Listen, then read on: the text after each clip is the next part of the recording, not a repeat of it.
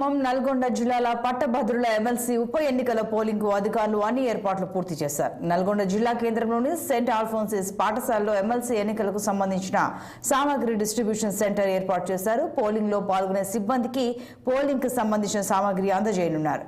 రేపు ఉదయం 8 గంటల నుండి సాయంత్రం 4 గంటల వరకు జరిగే ఎమ్మెల్సీ ఎన్నికలకు అన్ని ఏర్పాట్లు పూర్తి చేశామని నల్గొండ ఆర్డీఓ రవి వెల్లడించారు.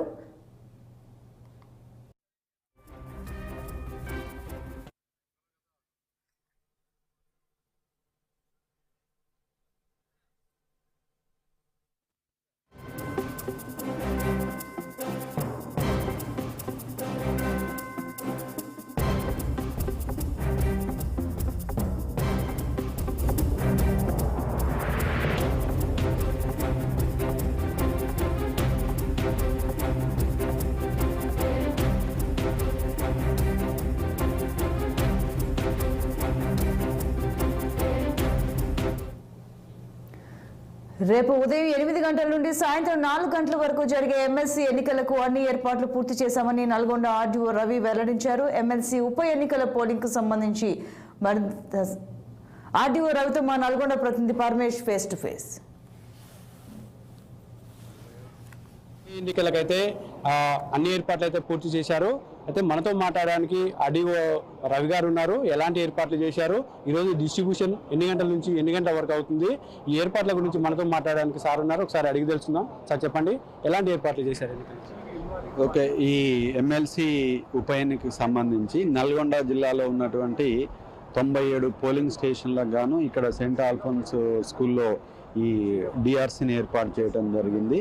వీళ్ళకి మార్నింగ్ 8 నుంచే ఈ పోలింగ్ సిబ్బందికి మెటీరియల్ అందజేయటం అనేది జరుగుతూ ఉంది. వాళ్ళందరూ కూడా ఇప్పుడు వెరిఫికేషన్, అంటే అందులో ఎలక్షన్ కమిషన్ ప్రిస్క్రైబ్ చేసినటువంటి మెటీరియల్ ఏదైతే ఉందో అదంతా వచ్చిందా రాలేదా అనేది ఒకసారి వాళ్ళు వెరిఫై చేసుకుంటారు. చేసుకున్న తర్వాత వన్స్ అది కంప్లీట్ అయితే భోజనం చేసుకొని వాళ్ళ కేంద్రాలకు వెళ్ళిపోవటం జరుగుతుంది. ఎంతమంది సిబ్బంది పాల్గొంటున్నారు ఈ పోలింగ్లో? దీంట్లో మొత్తం పోలీసు సివిల్ కలిపి మొత్తం 1200 మంది సిబ్బంది అనేది ఈ ఉప ఎన్నిక యాక్టివిటీల్లో పార్టిసిపేట్ కావడం జరుగుతూ ఉంది. అయితే ఈ పోలింగ్ అనేది ఎన్ని కేంద్రాలు ఏర్పాటు చేశారు? ఇది ఈవీఎం కాకుండా బ్యాలెట్ అన్నారు. వీటికి సంబంధించినటువంటి ఎలాంటి శిక్షణ ఇచ్చారు? వీళ్ళకి ఇప్పటికే పీఓలకి ఏపీఓలకి 2 సార్లు ట్రైనింగ్ ఇవ్వటం జరిగింది. ఇది బ్యాలెట్ పేపర్ ద్వారా బ్యాలెట్ బాక్స్ని ఉపయోగించేటువంటి ఎన్నిక. ఇది ఈవీఎంలకి దీనికి కొంత డిఫరెన్స్ ఉన్నప్పటికీ కూడా అంత ఇబ్బంది ఏం లేదు. వీళ్ళు గతంలో కూడా ఇక్కడ పనిచేసినటువంటి సిబ్బంది, వీళ్ళకి పూర్తి స్థాయిలో శిక్షణ అనేది ఇవ్వటం జరిగింది. వాళ్ళు పర్ఫెక్ట్గా ఈ ఎన్నికని కంప్లీట్ చేసుకొని రావటం జరుగుతుంది. ఈవీఎంలో అంటే కొన్ని టెక్నికల్ ప్రాబ్లమ్స్ వస్తాయి, ఈ బ్యాలెట్ పేపర్లో కూడా అలాంటివి ఏమైనా వచ్చే అవకాశాలు ఉన్నాయి? బ్యాలెట్ పేపర్లో టెక్నికల్ అంశాలు ఏం రాదు, కాకపోతే ఓటర్లకే కొంత అవేర్నెస్ అనేది మేము కల్పించినాము. మళ్ళా కూడా వాళ్ళకి ప్రతి పోలింగ్ కేంద్రం దగ్గర ఒక ఫ్లెక్సీ ఏర్పాటు చేయడం జరుగుతుంది. డూస్ డోంట్స్ అనేది వాళ్ళకి ఎక్స్ప్లెయిన్ చేయడం జరిగింది. అదేవిధంగా కేవలం ఎలక్షన్ కమిషన్ సప్లై చేసినటువంటి వైలెట్ కలర్ స్కెచ్ పెన్ మాత్రమే వాళ్ళు యూజ్ చేయాల్సి ఉంటుంది. వాళ్ళు కేవలం నెంబర్ మాత్రమే ఇవ్వాలి.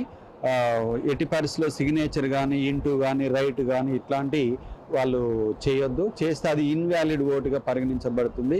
కేవలం ప్రిఫరెన్షియల్ టైప్లో నెంబరింగ్ మాత్రమే ఇవ్వాలి. అయితే ఎమ్మెల్సీ ఎన్నికలకు సంబంధించినటువంటి అన్ని ఏర్పాట్లు పూర్తి చేశామని చెప్పేసి చెప్తున్నటువంటి పరిస్థితి ఉంది. ఏదైతే అన్ని పోలింగ్ కేంద్రాలలో ఇప్పటికే ఏదైతే పోలింగ్ సిబ్బంది కూడా వచ్చి డిస్ట్రిబ్యూషన్ సెంటర్ నుంచి తమ కేటాయించినటువంటి సీట్లలో వాళ్ళకి సంబంధించిన సామాగ్రి కూడా కలెక్ట్ చేసుకుంటున్నటువంటి పరిస్థితి ఉంది. అయితే ఏదైతే అభ్యర్థులు కూడా ఈవీఎంలు కాకుండా బ్యాలెట్ పేపర్ల ద్వారా ఈ ఎన్నిక జరగనుంది. అయితే దీంట్లో ఎలాంటి పొరపాట్లు చేయకుండా ఏదైతే పోలింగ్ సిబ్బంది ఆ గైడ్లైన్స్ ఇచ్చిన ప్రకారంగా వీళ్ళు ఫాలో కావాలని చెప్పేసి చెప్తున్నటువంటి పరిస్థితి ఉంది. ఇది ఇక్కడ ఉన్నటువంటి తాజా పరిస్థితి. కెమెరామెన్ శేఖర్తో పరమేష్, 6 టీవీ, నల్గొండ.